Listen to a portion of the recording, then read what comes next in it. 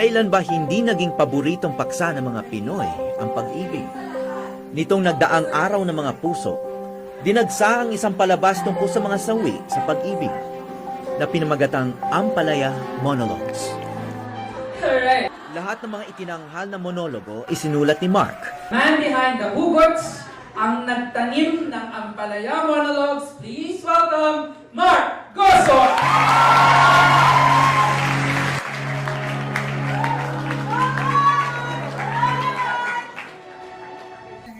Iba't ibang eksena ng kasawian sa pag-ibig ang isinulat ni Mark.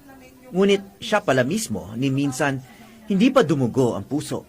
Kasi never ako nagkaroon ng relationship talaga. So, ako yung taga-absorb ng lahat ng mga heartaches nila, ganyan. So, tamang-tama, I needed something to write.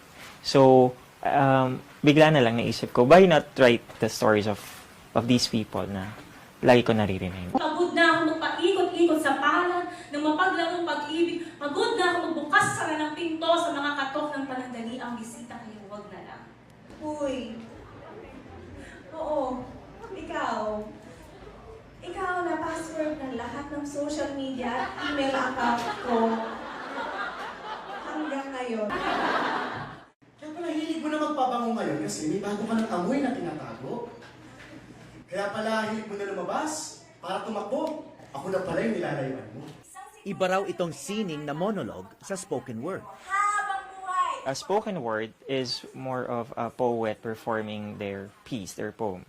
For a monologue, it's an actor acting as a character telling a story. So it's more casual, mas siya, conversational yung attack namin pagdating sa pagpe-perform.